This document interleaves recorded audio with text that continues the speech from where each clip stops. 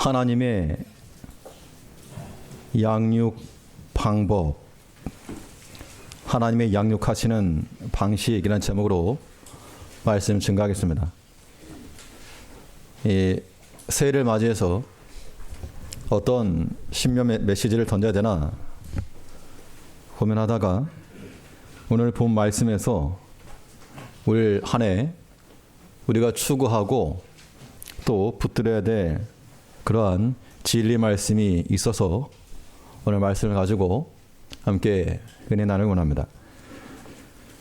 이 부모들마다 자녀를 키우는 방식이 다릅니다. 그래서 그 양육 방식에 따라서 자녀들의 성장에 가는 그 과정도 결정되는 겁니다. 공부하는 것을 중요하게 생각하는 사람은 공부해라. 아무튼 공부하는 것을 주 목적으로 가르칠 것이고, 지혜라고 하는 것은 책에서 나온다. 책을 많이 읽어라. 그런 방식을 가지고 있는 부모들은 아무튼 독서 교육을 많이 시킬 겁니다. 또 경험이 중요하다.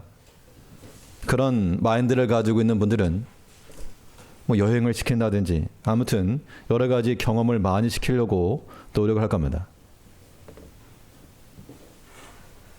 교회들마다 이 목양의 방식에 따라서 교회의 분위기나 특징이 결정될 것이지만, 그러나 그 기준은 어디까지 사람의 지혜와 능력에서 나오는 거 말고 하나님의 양육 방식과 별개의 것이 되어서 안 된다는 겁니다. 하나님께서는 그의 성도들과 그 교회를 어떻게 지도하시고 어떠한 모습으로 만들어 가길 원하시는가, 여기에 우리가 초점을 두고 우리 자신의 개인 신앙생활과 가정과 또 교회의 신앙적 색깔을 만들어가는 것이 합당합니다. 다른 거 따라가는 게 아니고, 옆집 따라가는 게 아니고, 있는 그대로의 하나님의 기준을 우리는 살피고 함께 성장해 갈 수 있어야 되겠는데, 그러면 하나님께서 그의 자녀들을 양육하시는 방식은 무엇인가? 오늘 본문에서는 경건, 소망, 열심이라고 하는 큰 주제를 가지고 우리에게 권면하고 있습니다. 차례대로 살펴보시면, 첫째는 하나님께서 우리를 어떻게 양육하시는가? 우리가 경건함에 이르도록 우리를 지도하신다는 겁니다. 하나님의 목적과 방법이 우리 자신이 경건해지는 데 있다. 그러면 우리는 모든 힘과 역량을 써서 경건함에 이르도록 노력을 해야 됩니다. 하나님의 교육 목적과 방식이 하나님 자신을 닮아가는 겁니다. 경건이라고 하는 말을 우리가 고상한 인격 이렇게만 생각할 게 아니고요. 이 경건의 가장 좋은 정의는 하나님 닮은 겁니다. 하나님 닮은 거. 그러니까 하나님께서 그의 사랑하는 자녀들을 자기 닮도록 지도해 가신다는 겁니다. 이제 우리 올 1년 동안 우리가 무엇을 위해서 힘쓰셔야 되겠는가? 하나님 닮아가는 겁니다. 그것이 우리의 경건이요, 우리가 추구할 신앙의 색깔 되어야 되겠습니다.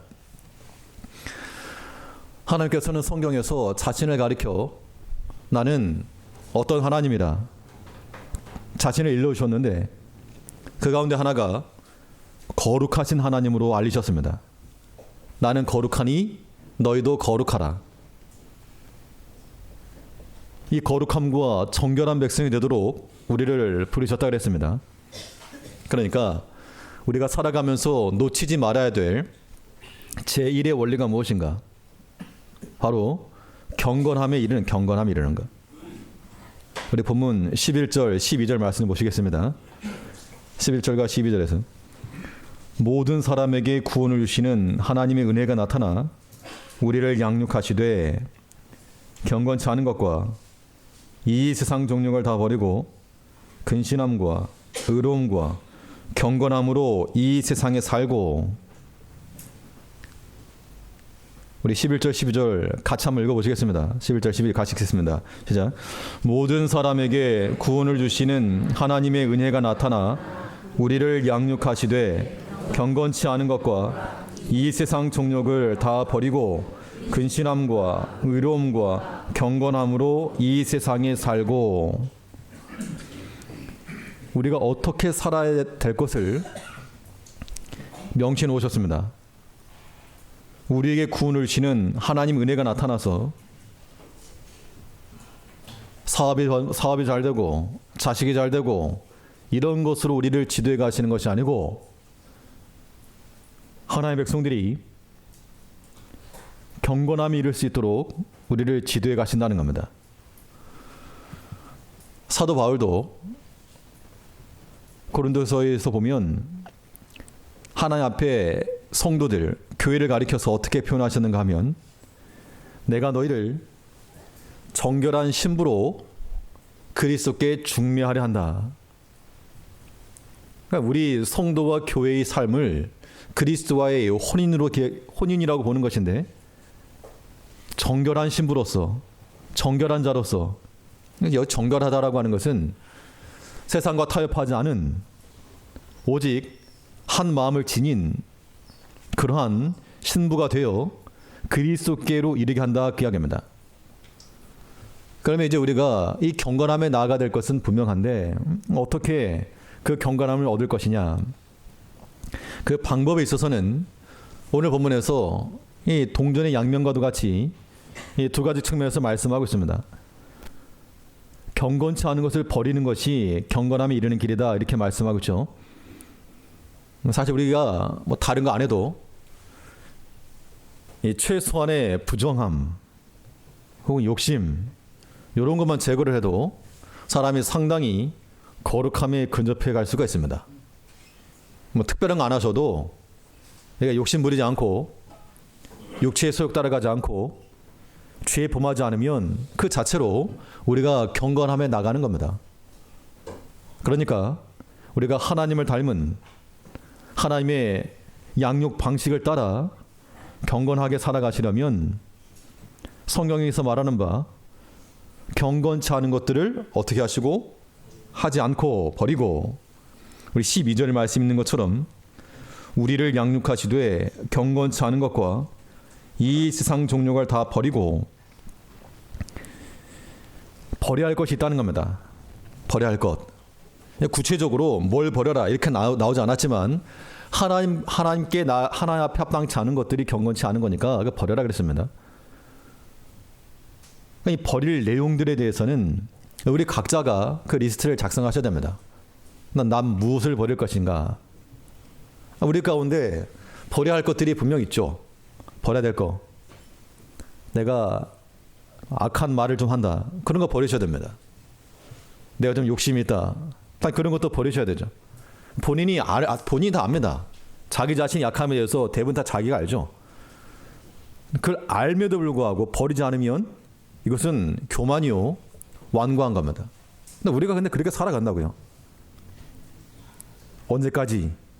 하나님이 심판하실 때까지. 그러니까 그 어리석다라고 말하는 겁니다. 내 자신의 약함을 내가 아는데 쉽게 버리지 못한다는 겁니다. 그럼 어떻게 할 것인가? 본인 자신이 버리는 거 가장 중요하고, 또 중요한 거는 사랑하는 사람들이, 주변에서 사랑하는 사람들이 사랑으로 권면하여 버릴 수 있도록 잘 지도해 주는 겁니다. 이때 중요한 것은 사랑으로 하는 것. 자식들에게 부족한 게 있으면 감싸주면서 버리게 하는 거죠. 남의 자식이면 손가락질 해도 경건치 않은 것들 분명히 우리에게 있습니다. 그러면 그런 것들을 버리는 것이 경건함에 나가는 길이요, 하나님께서 우리에게 원하시는 바요, 우리 개인이 추구할 신앙적 목표이고 가정과 또 우리 교회가 추구할 신앙적 목표라고 하는 겁니다. 경건치 않은 것들 버리시자는 겁니다. 헛된 욕심 그거 버리셔야죠. 악한 말 그거 버려야 됩니다. 게으름 당연히 버리셔야죠. 충성하지 않음 그거 버려야 됩니다. 그런 것들을 버리는 것이 하나님께서 우리를 지도하시는 방편인 줄 알아서 우리가 버리려고 해도 이게 하도 그냥 오랫동안 묵혀있던 거라 묵혀있는 때와 같아서 잘 안 벗겨진다는 겁니다. 깊이 박힌 그런 돌뿌려 같이 그렇다고 그냥 놔줄 수가 없는 겁니다. 하나님이 기뻐하지 않은 것, 경건치 않은 것 하나님이 뽑아내기 전에 스스로 지혜를 써서 우리가 우리 자신의 약함을 드러내는 것이 절대 이거 수치가 아닌 거죠. 부끄러운 게 아닌 겁니다. 이건 자존심 상할 일도 없는 거예요. 도리어 그걸 들고 있는 것이 더 부끄러운 것이고 수치인 겁니다. 내가 이 지금 악한 걸 가지고 있는데 내 스스로가 안다는 겁니다. 이거 악한 거다. 이거 잘못된 거다. 버려야 된다. 그럼에도 불구하고 계속 들고 다니면 그게 어리석은 것이죠. 앞으로 우리가 뭐 해야 될 것인가. 그거 하라는 그거. 또 어려운 거 다른 거 하려고 하지 마시고 하나님께서 우리 마음에 주시는 거 한번 생각해 보시자고요. 경건에 이르기 위해서 경건치 않은 거 버리라 그랬는데 내게 경건치 않은 것이 무엇이 있는가? 오랫동안 내가 해왔다고 해서 허용되는 게 아닙니다. 경건치 않은 것은 버리고 불경건에 속한 것들 뽑아내고 신앙의 길에 장애가 되는 것들 제거해 나가는 것, 이것이 우리가 하나님을 닮아가는 경건함에 이르는 길이 되는 겁니다. 소극적으로는 버리는 것이 있지만 적극적으로는 경건함에 대한 의지가 필요한 겁니다. 의지. 우리가 아무리 좋은 것이라 그래도 우리 마음과 더불어 행함이 동하지 않으면 얻을 수 있는 게 없습니다. 우리 12절 다시 보시면 우리를 양육하시되 경건치 않은 것과 이 세상 정욕을 다 버리고 근신함과 의로움과 경건함으로 이 세상에 살고. 그러니까 우리가 신앙적 균형을 이루시려면 우리 이렇게 생각하는 경우가 많다는 겁니다. 내가 죄를 안 지면 난 잘 산다. 기본적으로는 경건함 맞습니다. 그러나 우리는 심령 상태가 중립 상태, 난 죄도 안 짓고 의도 행하지 않고 뭐 그런 상태를 우리가 추구하는 게 아닙니다. 성경에서 말하는 바는 당연히 경건치 않은 것은 버림과 동시에 더 중요한 것은 근신함과 의로움과 경건함으로 살아라. 버리는 것을 끝나지 않고요. 채우는 게 필요한, 채우는 것. 우리가 그리스도로 옷 입는다 했을 때 우리의 옛 사람은 벗어버리고 벗어버렸으면 이 벌거벗은 수치로 다니라는 것이 아니고 그리스도로 옷 입어. 그리스도로 옷 입어. 우리가 지난날의 사진들 이런 거 보면 조금 웃음이 나올 때가 많습니다. 옛날 사진을 보게 되면 내가 이랬었나? 혹은 예전에 써놨던 그런 글들 보면 참 나쁘끄러운 그런 때가 많다는 겁니다. 우리의 신앙적 측면에서 성장해 간다는 거, 우리 지난날의 우리 자신의 모습들이 조금은 부끄러움이 되고 이 상태로 안 되겠다. 그래서 이제는 그 부끄러움을 벗고 우리 삶에 절제와 의와 경건함으로 채워갈 수 있는 이런 방식들은 하나님께 주신 그 은혜의 방편을 가지고 하는 겁니다.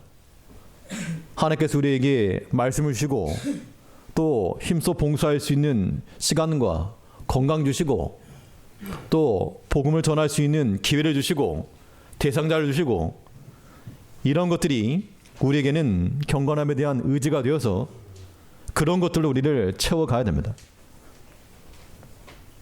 이 경건함에 이르는 것이 하나님께서 우리를 향하신 하나님의 목적이요 또한 방식인 줄 알아서 올 한 해 동안에 우리가 하나 앞에 구별되고 경건 그러면 조금 부담스러울 수 있으니까 하나님을 닮아가는 그런 삶을 살아가는 제일교회 성도님들 되시길 바라겠습니다. 둘째로 하나님께서 그 자녀들을 양육하시는 방식이 무엇인가? 하나님께서는 우리로 하여금 하나님께 소망을 두도록 기르신다는 겁니다. 하나님께 소망을 두는 것이 우리가 일평생에 걸쳐서 또 올 한 해 있어서 우리가 부지런히 감당해야 될 몫입니다. 이 소망이라고 하는 말을 조금 바꿔서 말씀드리면 하나님께로 연결되는 삶이라는 겁니다. 사람이 언제 소망이 생기는가? 하나님과 연결이 되면 그때 소망이 생기는 거죠. 그러니까 상황적으로는, 형편적으로는 정말 낙담이 많이 될 때가 있습니다.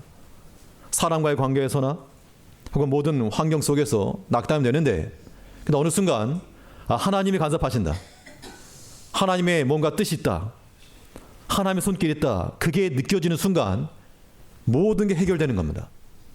그것이 하나님께 소망을 두는 것이 되는 거죠.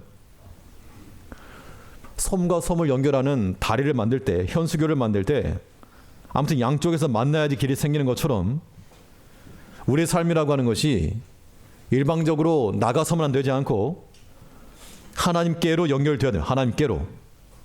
우리가 걸어가는 이 길 끝에 하나님이 계시고, 우리가 행하는 모든 일들 끝에 하나님이 계시고, 하나님께 연결되어야지만이 우리 이 땅에서 안전하고 거룩하게 살아가는 겁니다. 13절에서는 복스러운 소망과 우리의 크신 하나님 구주 예수 그리스도의 영광이 나타나심을 기다리게 하셨으니, 하나님께서 우리를 양육하시되 하나님의 영광이 나타날 때까지 우리로 하여금 소망 중에 기다리게 하신다, 그 이야기입니다. 이 소망의 다리를 통해서 하나님께로 연결된 삶을 살아갈 것을 우리에게 말씀하고 있는데, 사람이 소망이 있으면 견딥니다, 사실은. 근데 소망이 없으면 뭐 자포자기. 이제 우리가 이 땅 가운데서 사람에게도 소망 두지 마시고, 사람이 우리를 도울 수가 없죠. 마지막에 가서는 사람은 다 자기 중심적이기 때문에 마지막에 가면 다 자기입니다. 사람에게 소망 두지 마시고, 세상의 물질에도 소망을 두지 마시고, 그것이 우리를 구원하는 거 아닙니다. 있으면 필요하고 유익하게 사용할 수 있어도 그것에 우리가 소망을 두는 것은, 이거는 뭐 잘못 사는 거, 잘못 사시는 거. 그러니까 이 먹고 마시는 생활의 염려가 우리 가운데 과도해지지 않도록 기도하셔야 됩니다. 내가 하나님을 잘 섬기를 원하는데 이 생계의 문제 때문에 이 믿음을 잘 못 쓴다. 그러면 하나님 앞에 기도하셔서 이 믿음의 생활이 방해받지 않도록, 이 생계 때문에, 먹고 마시는 문제 때문에 이 믿음의 일이 방해받지 않도록 은혜 달라고 기도하셔야 됩니다.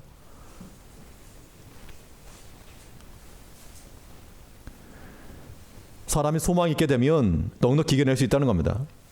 자꾸만 현실을 보고 낙담하거나 포기하지 말고 우리는 하나님을 발견해내야 됩니다.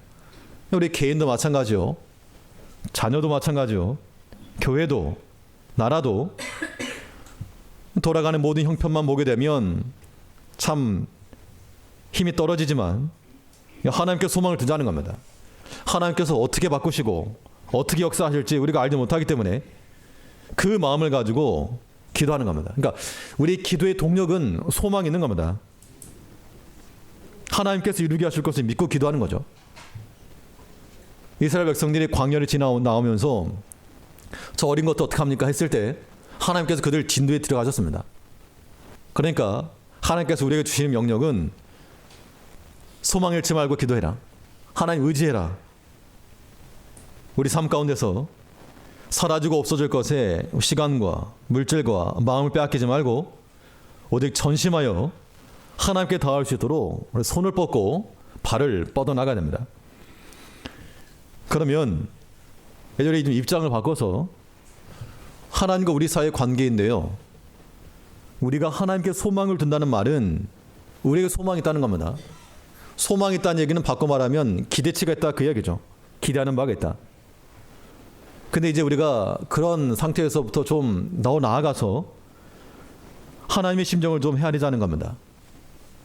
자녀들이 자라면 부모의 마음을 좀 살피는 것이 효를 행하는 것처럼 우리가 하나님께 뭔가를 기대만 하지 말고 우리 자신이 하나님의 소망이 될 수 있도록, 우리가 하나님의 기대하는 바가 될 수 있도록 그런 삶을 살아가는 것, 이게 필요한 겁니다.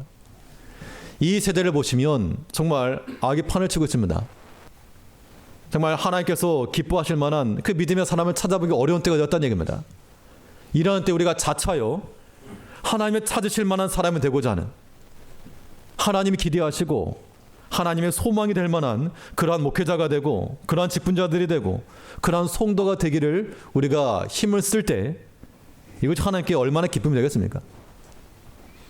우리가 하나님께 소망을 두고 뭔가 기대하는 것처럼 이제 우리는 내가 부족하나 미약하나마 내 자신이 하나 앞에 소망이 되는 그러한 성도가 되겠습니다. 그런 마음을 가지고 살아갈 때 이것이 하나의 마음을 심히 기쁘게 하신다는 겁니다. 하나님께서 이런 자들에게 복을 주지 않으실 리가 없고 이런 자들의 앞길에 은총을 베풀지 않으실 수가 없다는 겁니다. 부모의 재산만 노리고 형식적으로 섬기는 자식들은 악한 겁니다. 우리가 마치 하나 앞에 복을 바라고 은총을 바라고 사업 잘 되길 바라고 자식 잘 되길 바라고 강건하길 바라고 그렇게만 생각하면 악한 겁니다. 하나님을 향한 사랑도 없고 경건함도 없고 그 말씀에 대한 순종함도 없고 우리 자신의 게으른 것 악한 것 다 물리치고 회개하라 하시는데 그런 것에 대해서는 조금도 미동하지도 않는, 그것은 악한 겁니다.